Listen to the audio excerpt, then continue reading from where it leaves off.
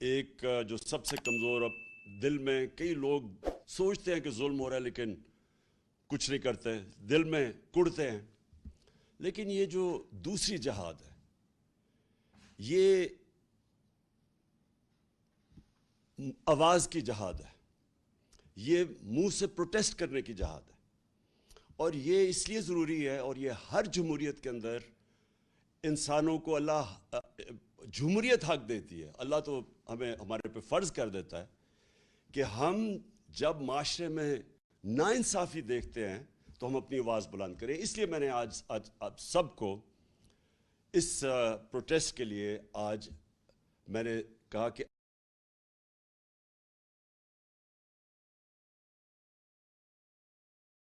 آپ کی بہتری کے لیے آپ نکلیں، کیونکہ مجھے خوف ہے کہ یہ جو ابھی قیمتیں بڑھی ہیں یہ یہاں رکیں گے نہیں، جو ہم آگے دیکھ رہے ہیں یہ ابھی مزید اور بڑھنے والی ہیں، اور جو پھر اس کا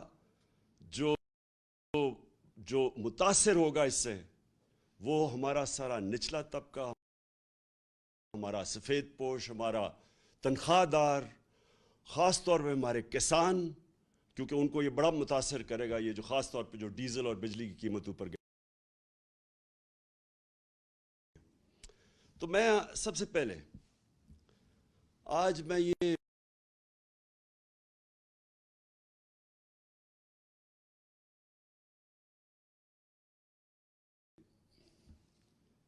اور سارے پاکستانیوں کا یہ سوال ہے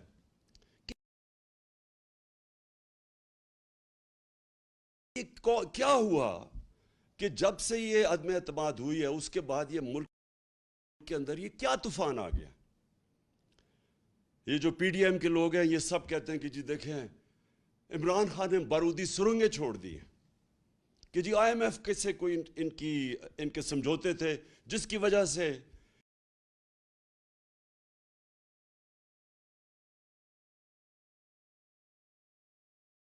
یہ قیمتیں آسمانوں پہ چڑھا دی ہیں۔ یعنی ہمارے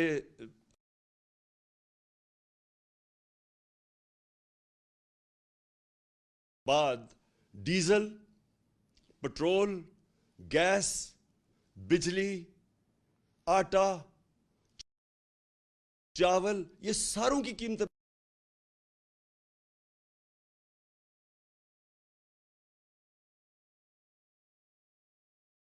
بڑھ گئی ہیں، لیکن تھوڑی سی نہیں بڑھی۔ ہماری باری تو مجھے یاد ہے کوئی 12 روپیہ بڑا تھا پٹرول یا ڈیزل، تو انہوں نے مہنگائی مار شروع کر دی تھی۔ جب سے یہ آئے انہوں نے 84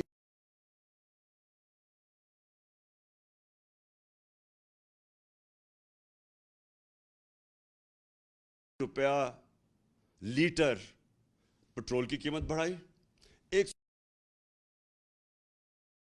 10 روپے لیٹر ڈیزل کی قیمت بڑھائی۔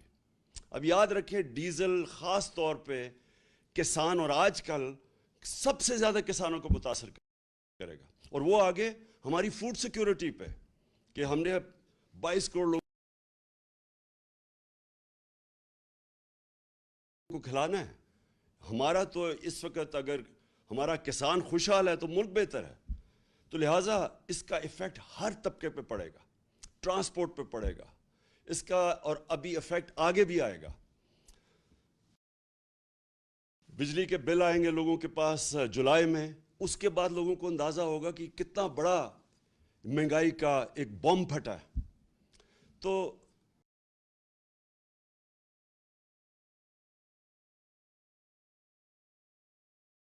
سوال ایک یہ ہے کہ یہ ایک دم اتنی مہنگائی کیوں کی ہے؟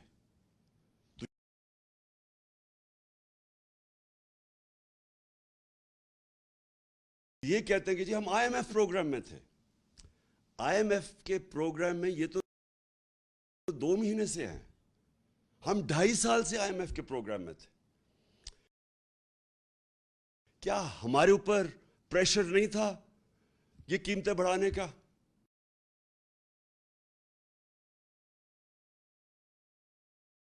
کیا ہم نے نہیں آئی ایم ایف سے ہماری بار بار نیگوسیشنز ہوئی؟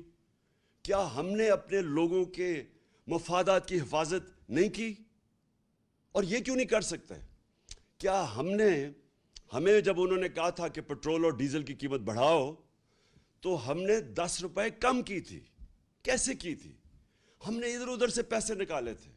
ہماری ریکارڈ ٹیکس ہم نے اکٹھا کیا تھا, اور جب ریکارڈ ٹیکس اکٹھا کیا اور پھر ہم نے جگہ کہیں پیٹ کاٹ کے, لیکن ہم نے 200 ارب کی سبسڈی دی ڈیزل اور پیٹرول نیچے رکھنے کے لیے, کیونکہ ہمیں پتا تھا کہ جب آپ ڈیزل اور پیٹرول بڑھاتے ہیں سب کچھ بڑھ جاتا ہے. 4 روپے یونٹ بجلی کم کی ہم نے, تو اس کے لیے سبسڈی ہم نے نکالی. ہم بھی آئی ایم ایف پروگرام میں تھے, اور یہ یاد رکھیں کہ ہم آئی ایم ایف کے پروگرام میں ہوتے ہوئے ہم نے ہیلتھ کارڈ دیا. پاکستان کی تاریخ کا سب سے بڑا اگر فلائی کام ہے وہ ہیلتھ کارڈ ہے, کہ ہر خاندان کو, ہمارے جتنے صوبے تھے, ہر خاندان کو 10 لاکھ روپیہ ہم نے ہر خاندان کو دیا 1 سال کے لیے ہیلتھ انشورنس. کسی بھی ہسپتال میں علاج کروا سکتے. کبھی پاکستان میں اتنا بڑا پروگرام نہیں آیا. پھر ہم نے کامیاب پاکستان کیا, اور کامیاب پاکستان میں ہم نے قرضے دیے سود کے بغیر نچلے طبقوں کو. ہم نے احساس کے پروگرامز کی سب سے زیادہ پیسہ خرچ کیا احساس پہ. احساس راشن کیا کہ لوگوں کو, ہم نے نچلے طبقے کو 1.5 کروڑ گھرانوں کو, 1.5 کروڑ گھرانوں کو ہم نے احساس راشن کارڈ دیا کہ وہ جا کے آٹا, گھی اور چینی وہ ایک ڈسکاؤنٹ پہ لے سکیں کریانہ سٹور سے.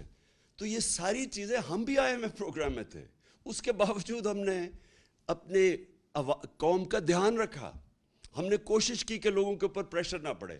یہ کہتے ہیں کہ جناب دنیا میں عالمی مہنگائی ہو گئی. عالمی مہنگائی تو پچھلی گرمیوں سے ہے. یہ جو ساری قیمتیں بڑھی ہیں یہ تو پچھلی گرمیوں سے بڑھ رہی ہیں. تو یہ ہمیں بھی سارا کچھ فیس کیا.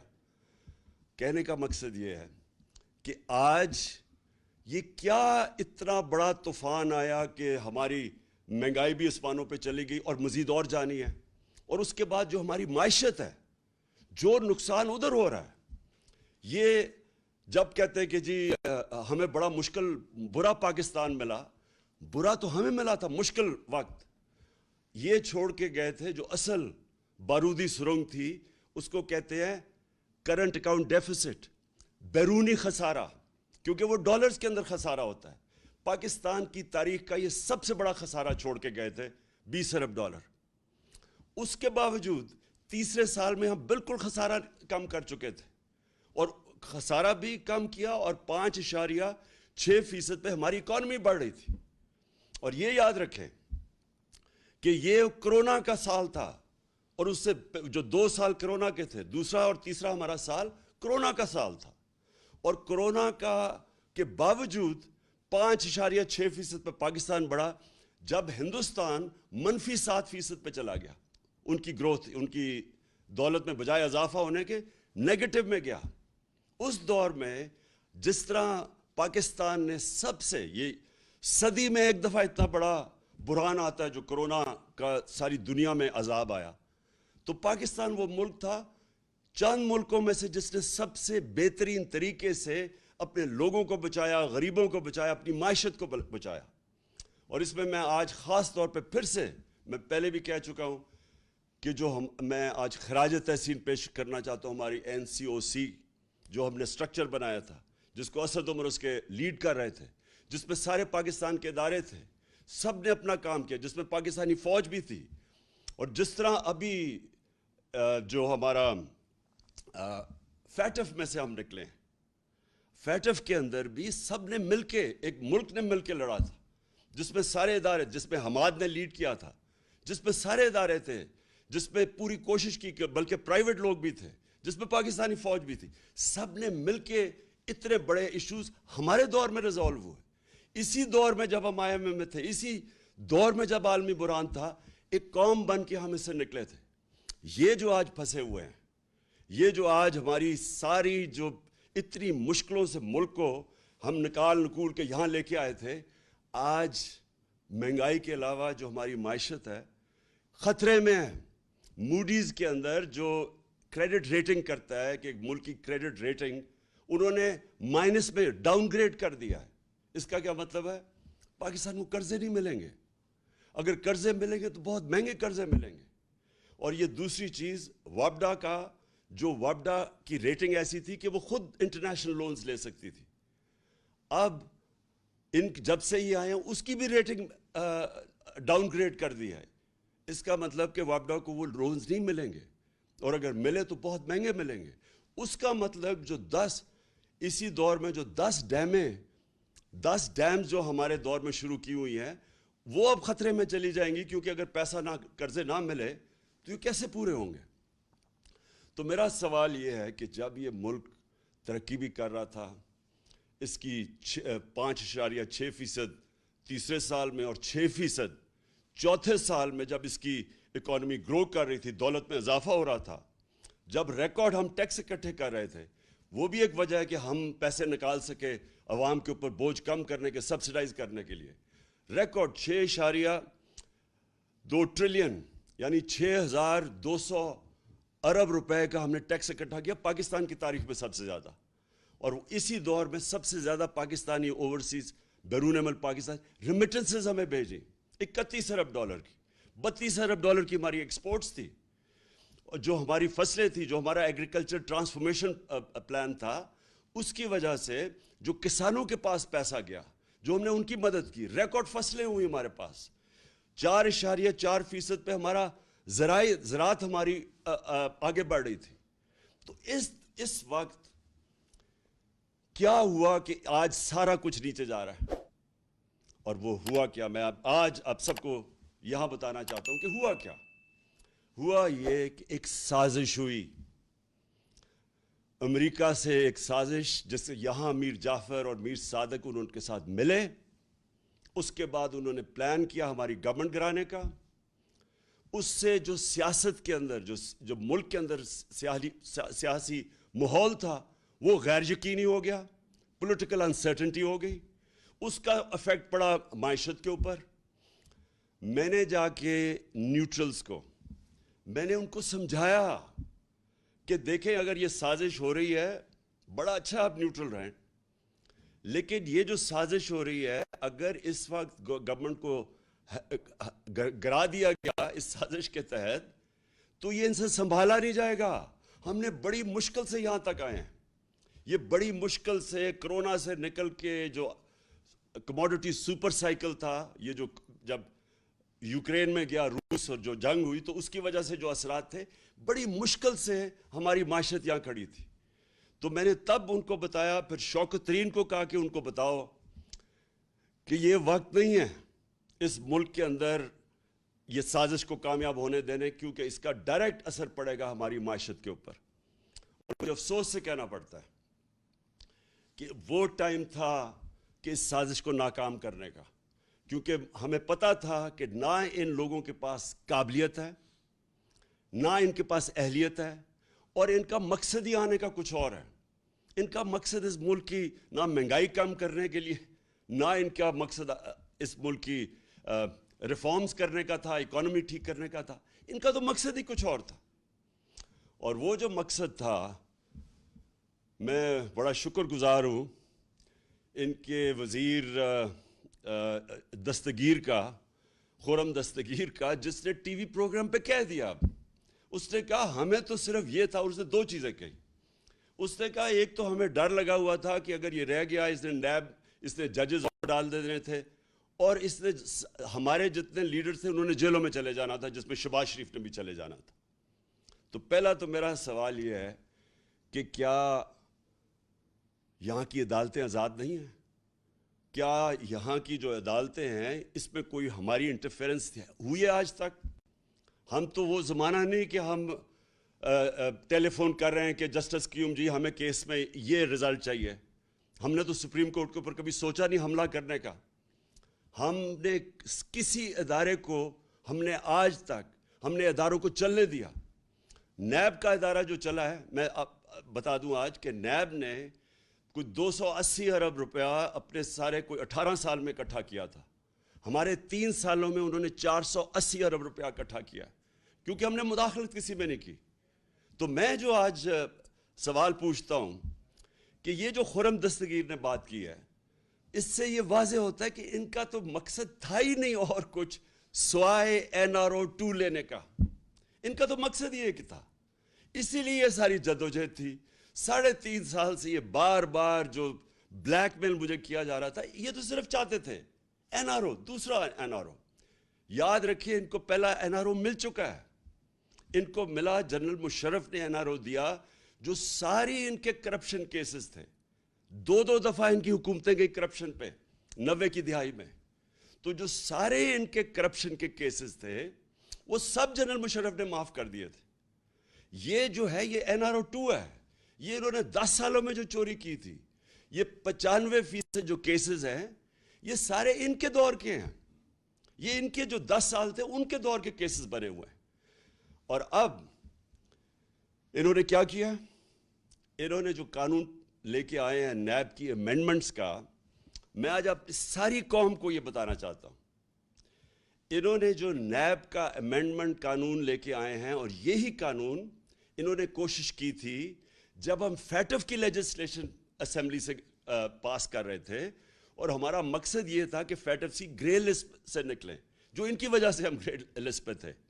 تو جب ہم نے فیٹف کا قانون پاس کیا تو انہوں نے تب کوشش کی، بلیک میل کیا کہ ہم فیٹف کے لیے تب ووٹ دیں گے جب آپ ہمیں این آر او دیں گے اور یہ نیب کے اندر چینجز لے کے آئیں گے۔ تب آپ کو پتا ہونا چاہیے انہوں نے واک آؤٹ کر دیا، انہوں نے فیٹف کی لیجسلیشن نہیں پاس کی تھی، یہ باہر چلے گئے تھے۔ تو ان کے بغیر ہم نے فیٹف کی لیجسلیشن پاس کی، جس کی وجہ سے آج انشاءاللہ پاکستان نکل جائے گا گرے لسٹ سے۔ تو ان کا صرف مقصد این آر او 2 تھا، اور انہوں نے کیا ہے؟ انہوں نے اب جو چینجز لے کے آئے ہیں، ساری قوم کو پتہ چلنا چاہیے کہ 1200 ارب روپے کے کرپشن کے کیسز، کل جب یہ قانون بنے گا ان کے کیسز ختم ہو جائیں گے۔ اس ملک کا 1200 ارب روپیہ جو چوری کیا ہوا تھا ان سروں کے ناموں پہ، وہ سارا ختم ہو جائے گا، اب یہ این آر او 2 مل جائے گا ان کو کل۔ اب سوال یہ ہے کہ یہ جب کہتے کہ جی ہم بے بس ہیں، میرا ان سے سوال یہ ہے کہ اگر آپ سنسیئر ہیں اس ملک سے، تو کیا آپ کو یہ جو 1200 ارب ہے، اس میں سے اگر آپ یہ معاف کروا رہے ہیں، سوچیں یہ اس کا 400 ارب آ جائے تو ہم پھر بجلی کی قیمت نیچے لا سکتے ہیں۔ اور پھر میں ان سے سوال پوچھتا ہوں کہ جب ہم نے روس سے بات شروع کر دی تھی تیل کی، اگر آپ کو فکر تھی اس قوم کی اور آپ سارا وقت 3.5 سال سے مہنگائی کی بات کرتے تھے، تو اگر آپ نے مہنگائی کم کرنی تھی تو آپ نے کیوں نہیں، 2 مہینے ہو گئے، کیوں نہیں آپ نے روس سے تیل کی بات کی؟ کیونکہ آپ امریکہ کے غلام ہیں، امریکہ کی اجازت نہیں ملتی۔ ہم نے جب تیل سبسڈائز کیا تھا تو ہمارا پوری کوشش یہ تھی کہ اس کے بعد ہم روس سے سستا تیل لیں گے جو ہندوستان لے رہا ہے، جو سری لنکا لینے لگا ہے، جو بنگلہ دیش لینے لگا ہے۔ ہم نے بھی روس سے تیل لینا تھا، اور اس سے پھر ہم نے لوگوں کے اوپر بوجھ نہیں آنے دینا تھا۔ انہوں نے بجائے وہ لینے کے روس سے تیل، کیونکہ ان کے جن کے یہ غلام ہیں ان کا حکم نہیں ہے ان کو، لہٰذا عوام کے اوپر بوجھ ڈال دیا۔ اصل مقصد جس کے لیے یہ آئے تھے وہ اب آپ کے سامنے آ گیا۔ این آر او انہوں نے لینا تھا، این آر او 2 اب انہوں نے خود ہی اپنے آپ کو دے دیا ہے، اور اس سے 1200 ارب روپیہ اس قوم کا یہ ہضم کر جائیں گے۔ پہلے سارا پیسہ ہضم کیا این آر او 1 پہ، یہ دوسرا ہے اب۔ اور پھر جو دوسرا مسئلہ یہ ہے کہ پاکستان کو جدھر یہ لے کے جا رہے ہیں، اب مجھے خوف ہے کہ یہ اس طرف جا رہا ہے جدھر سری لنکا پہنچ گیا ہے۔ اور مجھے خوف یہ ہے کہ ہمارے پاس جس طرح یہ ہماری اب ریمیٹنسز گر رہی ہیں، ہماری 10% ایکسپورٹس گری ہیں پچھلے مہینے، جس طرح یہ ٹرینڈ جا رہی ہے، ہمیں خوف یہ ہے کہ ہمارے پاس ڈالر نہیں ہوں گے کہ ہم اپنا، جس طرح سری لنکا اب تیل نہیں خرید سکتا۔ آپ کو پتہ ہونا چاہیے کہ جب ہم آئے تھے، جب انہوں نے نو کانفیڈنس کیا تھا تو ڈالر 178 روپے کا تھا، آج وہ 208 روپے پہ پہنچ گیا۔ اور یہ صرف اور صرف اب ان کے پاس ایک راستہ ہے کہ یہ کسی طرح امریکنوں کے پاس اب جائیں گے اور ان کے پیر پکڑیں گے۔ مفتاح اسماعیل پہنچ گیا امریکن ایمبیسڈر کے پاس، اور اس نے کہا کہ جی ہماری مدد کریں، کسی طرح ہمیں کوئی ریلیف دلوا دیں۔ تو مفتاح اسماعیل اور شہباز شریف کو میں یہ کہنا چاہتا ہوں کہ دیکھیں، یہ جو امریکن ہیں ان کی ایک ایک ان کی فلسفی ہے، وہ یہ ہے کہ دیر از نو فری لنچ، کوئی چیز مفت نہیں ملتی، ہر چیز کی قیمت ہوتی ہے. تو جو وہ قیمت آپ سے وصول کریں گے وہ ہمیں خدشہ ہے، وہ ہماری ساورنٹی کی قیمت ہوگی، وہ ہماری حقیقی آزادی کی قیمت لی جائے گی. اور اس قیمت، وہ جو قیمت ہے وہ ابھی سے نظر آنا شروع ہو گیا کہ یہ تیار ہو گئے وہ قیمت دینے کے لیے. بلاول بھٹو نے کہا کہ جی ہندوستان سے ہمیں تعلقات اچھے رکھنے چاہیے. ہم بھی اچھے رکھنے چاہتے تھے ہندوستان سے تعلقات، لیکن جب انہوں نے 5 اگست 2019 کو کشمیریوں کی سٹیٹ ہوڈ لی، جب انہوں نے جو کشمیریوں کو وہ جو آرٹیکل ان کا 360 جو بھی آرٹیکل تھا وہ ختم کیا، جب انہوں نے ان کا سٹیٹس لیا، وہ یاد رکھیں وہ یونائٹڈ نیشن سیکیورٹی کاؤنسلز کی ریزولوشن کی خلاف ورزی تھی، انٹرنیشنل لا توڑا، تو تب ہم نے ان سے رشتہ توڑا. ہم نے بھی کوشش کی تب اس سے پہلے دوستی کی. تو اگر آج یہ ہندوستان سے تعلقات ٹھیک کرتے ہیں تو یہ یاد رکھیں یہ کشمیریوں نے جو قربانیاں دی ہیں وہ ساری ان کی قربانیوں کی قبروں کے اوپر یہ کریں گے. اور دوسری چیز ایک اور ان کا مانڈوی والا اس کی سٹیٹمنٹ میں دیکھ رہا تھا، اس نے کہا کہ اسرائیل سے کیوں نہیں، ہمیں اپنے مفادات کا سوچنا چاہیے. یہ بھی اسی ایجنڈا کا حصہ ہے جس سے یہ رجیم چینج کی گئی تھی. وہ یہی ہے کہ آپ اس ایجنڈے پہ چلیں جو ہندوستان، اسرائیل اور جو امریکہ چاہتا ہے، اور وہ ایجنڈا وہ ہے جو ہماری ساورنٹی، ہماری آزادی کے خلاف ہے، جس کی وجہ سے یہ ساری جدوجہد تھی پاکستان کی، جو ہمارے لیڈر قائد اعظم نے جو اس ملک کو بنانے کی وہ کیوں بنایا تھا، ہم کیوں آزاد ہوئے تھے. تو اگر یہی کر رہے ہیں کہ جا کے اپنی ساری نظریے کو، اس سب کو دفن کر رہے ہیں کہ ملک کے اوپر وہ چور اور ڈاکو آ گئے ہیں جن کے سارے پیسے باہر پڑے ہیں، ان کے اربوں ڈالر باہر پڑے ہوئے ہیں، جب چوری کرتے ہیں باہر پیسہ لے جاتے ہیں اور پھر پریشر ڈال کے NRO لے لیتے ہیں. یہ لوگ جب تک ہیں، میں آج اب سارے پاکستانیوں کا آپ سب کو کہنا چاہتا ہوں، اگر یہ لوگ اس ملک کے اوپر مسلط رہے، یہ صرف تب رہیں گے کہ اس ملک کے سارے اداروں کو دفن کریں گے، اس ملک کے سارے انصاف کے اداروں کو دفن کریں گے. نیب تو ہوگی دفن، FIO ہوگی دفن، سرکاری نوکروں کو آپ نے دیکھ لیا کہ انہوں نے کیسے بھرتیاں چینج کی ہیں، میرٹ ختم ہو گئی. جو انہوں نے پولیس کا استعمال کیا آپ کے سامنے ہے کہ جس طرح انہوں نے پولیس سے ظلم کروایا، جس طرح کی FIRs کٹوائی، ہمارے اوپر بلاسفمی کے کیس کر دیے. کبھی ریاست اپنی شہریوں پہ بلاسفمی کا کیس نہیں کرتی، یہ انہوں نے کر دیا. اب 8 FIR میرے اوپر ہیں، ہمارے سارے لوگوں کے اوپر ہے. نوم چومسکی جو دنیا کے بڑے انٹلیکچول سمجھے جاتے ہیں، ان کا آج پڑھ لیں سٹیٹمنٹ. انہوں نے شہباز شریف کو خط لکھا ہے کہ یہ آپ سارے انسانی حقوق کی خلاف ورزی، آپ جمہوریت تباہ کر رہے ہیں اپنے ملک کی. اور یہ رہ گئے تو یہ جمہوریت، ایک جمہوریت کا جتنا بھی جس کے اوپر جمہوریت کھڑی ہوئی ہے سب ختم کریں گے. یہ جو جس طرف جا رہے ہیں، الیکشن کمیشن کو انہوں نے ساتھ ملایا ہے. پنجاب کے اندر جو الیکشن ہے وہ ابھی جو بائی الیکشنز ہیں، ابھی سے ہی میچ فکس کرنے کی ساری تیاریاں ہیں، ہمیں ساری خبریں آ رہی ہیں. پولیس کا جو استعمال کریں گے اور کر رہے ہیں. ابھی ہمارا کل ایک ہمارے جو الیکشن لڑ رہا تھا اس کے بیٹے کو گولی لگی، وہ آج ہاسپٹل میں ہے، اور اس کے سارے گھر والوں کے اوپر FIRs کاٹ دی. تو یہ ہمیشہ یہ جب ایک کرپٹ ٹولے کو اوپر بٹھائیں گے جو کہ 30 سال سے یہ دونوں خاندان اس ملک پہ ہیں، انہوں نے ہمیشہ جو پہلے کرتے ہیں وہی کرنا ہے. اب تو جمہوریت سب سے پہلے اس کا نقصان ہوگا. انہوں نے اخبار والوں کے، صحافیوں کے اوپر، سوشل میڈیا کے اوپر جو کریک ڈاؤن ہے یہ کبھی پاکستان میں نہیں ہوا. جس طرح انہوں نے اینکرز کے اوپر FIRs کاٹی ہوئی ہیں، اور ان چیزوں پہ، چھوٹی چھوٹی چیزوں پہ اس وقت خوف پھیلایا جا رہا ہے. تو جو یہ راستہ پکڑا ہوا ہے، میں آج آخر میں ساری قوم کو کہنا چاہتا ہوں کہ دیکھیں یہ صرف ایک طرح یہ اس ملک کے اوپر مسلط رہیں گے، اور وہ خوف طاری کر کے. یہ جو خوف ہے یہ ایک سب سے بڑا بت ہے. میں بار بار اپنی قوم کو ایک چیز سمجھاتا ہوں کہ لا الہ الا اللہ، کوئی خدا نہیں ہے سوائے اللہ کے. یہ جو ایک خوف کا بت ہے، یہ اس طرح کے لوگ جو کرپٹ لوگ ہیں، جن کی ہمیں ساری تاریخ پتہ ہے، باہر بیٹھے ہوئے ان کے لیڈرز، پیسے باہر بیٹھے ہوئے ہیں، وہاں سے بیٹھ کے اس ملک کو کنٹرول کر رہے ہیں. اور جدھر ان کے پیسے پڑے ہوئے ہیں وہ ان ملکوں سے یہ کنٹرول ہو رہے ہیں. اس ملک کی نہ انہوں نے آزادی رہنے دی ہے, نہ انہوں نے ادارے چلنے دینے ہیں, نہ انہوں نے جمہوریت چلنے دینی ہے. انہوں نے جتنی دیر یہ آئیں گے اس ملک کو مزید اور نقصان پہنچائیں گے صرف اپنے آپ کو اوپر مسلط کرنے کے لیے. لہٰذا ہم سب نے مل کے, ساری قوم نے مل کے ہم نے جدوجہد کرنی ہے. آپ نے سب نے تیاری کرنی ہے. میں آپ کو کال دوں گا. ہم نے مسلسل جو ہمارا حق ہے, ہمارا آئینی حق ہے پرامن احتجاج, وہ ہم کریں گے. اور وہ ہم تب تک کریں گے جب تک ہمیں صاف اور شفاف الیکشنز کی ڈیٹ نہیں ملتی. میں پھر سے کہہ رہا ہوں, الیکشنز نہیں, صاف اور شفاف الیکشنز. صاف اور شفاف الیکشنز اگر نہ ہوئے مزید اور انتشار ہوگا.